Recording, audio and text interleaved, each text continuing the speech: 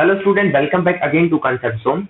तो आज का लेक्चर हमारा जो रहने वाला है वो पार्ट 1 अशोक के ऊपर रहने वाला है। इसके अंदर अपन अशोक के बारे में बात करने वाले हैं कि अशोक का जो बेसिक जो जानकारी क्या है, एक तरीके अशोक कौन थे, है ना, इन्होंने क्या हुआ क्या नहीं हुआ, इनका बेसिक जो लाइफ है उसके बारे में अपन बात करने वाले हैं। ठीक है, तो अगर आपने अभी तक चैनल सब्सक्राइब नहीं किया है तो प्लीज आप रुकें थोड़ी देर, आप पहले वीडियो देखें। अगर आपको कोई चैनल के ऊपर अगर कोई अच्छी चीज मिलती है तो आप क्या करें, चैनल को सब्सक्राइब करें और बेल आइकन को जरूर दबाएं। ठीक है, तो चलिए अपन बात करते हैं अब अशोक के बारे में। चलिए देखते हैं। सबसे पहले अपन देखेंगे कि अशोक का टाइम पीरियड क्या था, एक तरीके से कितने टाइम तक अशोक ने जो राज किया था। जैसा कि मैंने बताया था 273 जो अपना जो है अप्रोक्स लास्ट वाला जो मैंने बताया था 270 के आसपास तक बिंदुसार रहा था, मैंने आपको बताया था, है ना, 273 के आसपास 270 के आसपास ये लगभग 25 से 28 साल तक बिंदुसार का टाइम रहा था। उसके बाद में क्या है कि 273 के आसपास में अशोक ने एक तरीके से जो अपना जो एम्पायर है, मगध एम्पायर है, एक तरीके से मौर्यन एम्पायर है, उसको क्या करा था, आगे बढ़ाया था। ठीक है ना, कई जगह पर आपको 269 भी मिलेगा, कई जगह पर आपको 273 मिलेगा, कई जगह पर आपको 272 भी मिलेगा। तो प्लीज अगर ये जो वाला डाटा जो है आप, तो अगर आप किसी स्टेट जो कंपटीशन के एग्जाम की तैयारी कर रहे हो तो उस हिसाब से देख लें।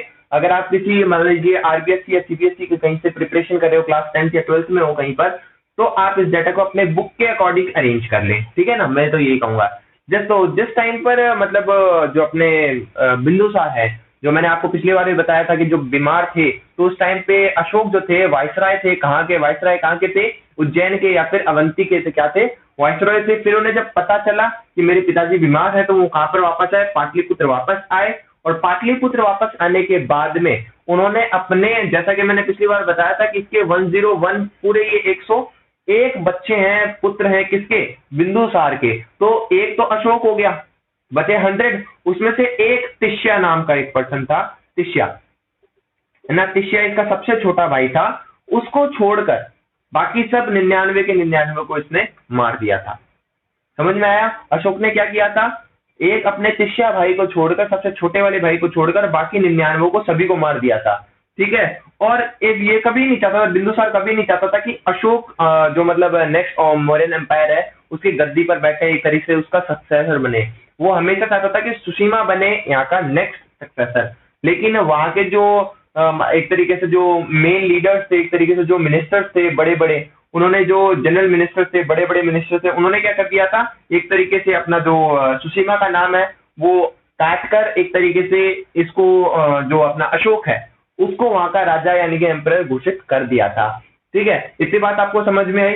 इसके बाद अगर मैं फैमिली बैकग्राउंड के ऊपर जाऊं तो इसके 2 बच्चे थे, है ना, जो मेनली मतलब इंस्क्रिप्शन के अंदर जहां पर मिलता है तो उसके 2 हैं। एक तो संघमित्रा नाम से इसकी एक बेटी थी और एक महेंद्र नाम का एक बेटा था।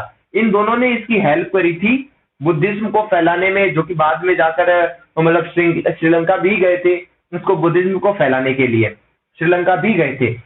तो ये दोनों जो बच्चे थे वो विदिशा की, मतलब एक विदिशा एक प्लेस है, वहां की जो प्रिंसेस थी, राजकुमारी थी, उनके बच्चे हैं, ऐसा कहा जाता है। इसी के साथ में अपने जो एक कई इंस्क्रिप्शंस है, इंस्क्रिप्शन के अंदर ऐसा भी पता चलता है कि ये इसकी जो एक रानी है वो कुरुआ के नाम से भी इनकी एक रानी है, जो मतलब जो उसका नाम क्या है, कुरुआ की है। ठीक है, इसके अलावा और भी बहुत सारे नाम हैं जो अशोक के हैं। वो नाम क्या क्या है मैं आपको बता देता हूँ। जो साउथ इंडियन इंस्क्रिप्शन मिले हैं साउथ इंडिया के अंदर जो है, वहां पर मास्की और गुजरा के अंदर इसका नाम अशोक मिलता है। कुछ और जो इंस्क्रिप्शन है वहां पर इसका देवनाम प्रिय या फिर देवनाम प्रियदर्शी भी कहा जाता है, एक तरीके से देवताओं का प्रिय, ऐसा मतलब जो मतलब गॉड्स हैं उनका प्रिय कहा गया है काफी सारे इंस्क्रिप्शन के अंदर, क्योंकि इन्होंने काफी सारे इंस्क्रिप्शन लिखवाए थे। जो सबसे पहले जो शिलालेख जिसको आप कहते हो, उसको स्टार्टिंग किसने करवाई थी, हमारे अशोक ने ही करवाई थी। इस बात का आपको थोड़ा सा पता होगा।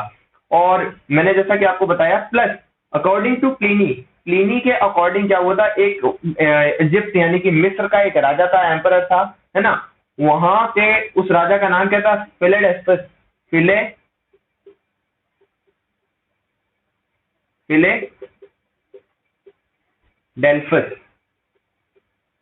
ठीक है ना, फिलेडेल्फस। यहां पर उसने डायनेशियस नाम से एक पर्सन को भेजा था एज ए एम्बेसडर। अब यहाँ पर 2 नाम है, एक है डायनेशियस और एक है डाइमेकस, है ना, डाइमेकस। अब लोग यहाँ पर कंफ्यूज हो जाते हैं, डाइमेकस कौन था और डायनीशियस कौन था। डायनीशियस जो था वो किसके कोर्ट के अंदर था, अशोक की कोर्ट के अंदर एम्बेसडर था, और डाइमेकस जो था वो बिंदुसार की जो अपने जो कोर्ट है वहां पर एम्बेसडर था, जो कि सक्सेसर है किसका, मेगास्थनीज का। किसका सक्सेसर है, मेगास्थनीज का सक्सेसर कहा जाता है किसको, डायमेकस को। और डायनीशियस जो है वो इजिप्ट से आया था, यानी कि मिस्र से आया था। इस बारे में आपको पता चल गया होगा। तो सॉरी, तो ये बात आपने कंप्लीट कर ली, देख ली। चलिए अब अपन देख लेते हैं इनकी बैटल के बारे में कि बैटल इन्होंने कौन कौन सी लड़ी और कहां कहां पर लड़ी और कैसे क्या क्या जीता। तो चलिए देख लेते हैं कि अब जो अपना अशोक है उन्होंने कौन कौन सी लड़ाइयां लड़ी थी और कैसे क्या इन्होंने अपने एम्पायर को कैसे मतलब एक्सपैंड किया था। तो अपनी गद्दी पर बैठने के लगभग 7 ईयर्स के बाद, जब अब अगर अपन मान के चलें लगभग 269 के आसपास से गद्दी पर बैठे थे, तो लगभग 6-7 साल बाद में ही इन्होंने कैप्चर कर लिया था कश्मीर के इलाके को, खेतान के इलाके और उसके आसपास के काफी इलाकों को क्या कर लिया था, कैप्चर कर लिया था। और लगभग 261 बीसी मतलब 261 ईसा पूर्व की अगर मैं बात करूं, तो यहाँ पर बैटल ऑफ कलिंग हुई थी। बैटल ऑफ कलिंग, मैं आपको बता दूं कि जो कलिंग जो है वो यहाँ कहीं स्थित है ना। ये एक कोस्टल एरिया है। तो आपको अब ये कमेंट करके बताना है कि इसका नाम क्या है, ठीक है ना। इसका आंसर मैं लास्ट में दूंगा आपको कि इसका नाम क्या है। एक्चुअली ये कोस्टल एरिया है ना, जो आज के मतलब कौन से एरिया के अंदर, मॉडर्न के अंदर कौन से एरिया को कहा जाता है, कलिंग, है ना। तो वहां पर इस बैटल ऑफ कलिंग के अंदर ये जीत भी गया था, लेकिन वहां पर क्या हुआ था, लगभग 1 लाख लोग मरे थे। 1 लाख लोग मर गए। उसके बाद से उससे क्या हो गया कि इसके मन पर काफी ज्यादा इम्पैक्ट हुआ, ऐसा घात लगी एक तरीके से। इसका मन पूरा विचलित हो गया, एक तरीके से डेविएट हो गया कि मतलब ये सब मारकाट अच्छी बात नहीं है, ऐसा कुछ करके, है ना। तो इन्होंने क्या कर दिया, रिनाउंस कर दिया वॉर को, मतलब एक तरीके से वॉर को लीव कर दिया और कहा कि अब मैं शांति के रास्ते पर चलूंगा। तो यहाँ पर सबसे ज्यादा इम्पैक्टफुल इवेंट कौन सा था, बैटल ऑफ कलिंग। ये एक मेजर इवेंट था जिसकी वजह से ही अशोक जो है वो उन्होंने अपने इस मतलब एक तरीके से इस टाइप के अपने क्या बोलते हैं इसको, व्यक्तित्व को, एक तरीके से पर्सनालिटी को छोड़कर एक शांति के रास्ते पर, एक पीस के रास्ते पर चल पड़े थे।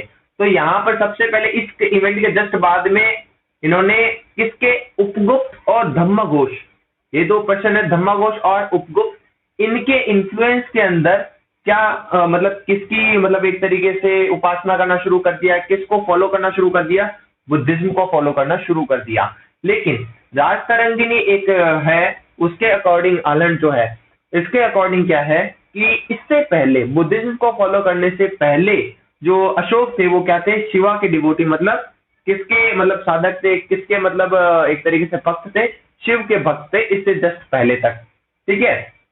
तो अब ये ऑब्वियस है कि अगर बुद्धिज्म को फॉलो किया तो कुछ ना कुछ तो करना पड़ेगा।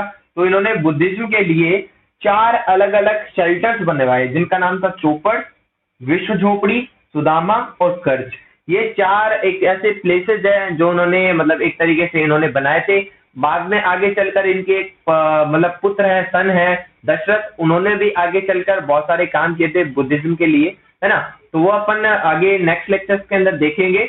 तो और इसके अलावा कौन कौन से अचीवमेंट्स हैं, है ना, और कौन कौन से इंस्क्रिप्शन है, कैसे शिलालेख है और है, क्या क्या बनवाया था, कहाँ कहाँ पर है, कितने हैं, साथ ही मतलब एक तरीके से पिलर्स मिले हैं, प्लस 14 जो है हमारे यहाँ पर एक तरीके से इंस्क्रिप्शन मिली है, एक तरीके से शिलालेख मिले हैं। तो मतलब एक स्टोन्स पर लिखा हुआ, ये कहाँ कहाँ पर है, किस किस जगह पर है, इनके ऊपर क्या क्या लिखा हुआ है, ये अपन देखेंगे अगले लेक्चर के अंदर। और अगर आप यहाँ तक पहुंचे हो, अगर आपको लेक्चर अच्छा लगा है तो प्लीज नीचे जो लाइक वाला बटन है वो जरूर दबा दें। अगर आपको कोई डाउट है तो नीचे कमेंट बॉक्स में लिखें, मैं जरूर आपको आंसर करूंगा। अगर आपने अभी तक चैनल सब्सक्राइब नहीं किया तो प्लीज चैनल को सब्सक्राइब करके जो बेल आइकन है वो जरूर जरूर दबा लें। तो मिलते हैं अगले लेक्चर के अंदर जो अचीवमेंट्स ऑफ अशोक है उसके साथ में। तब तक के लिए thank you so much, have a nice day.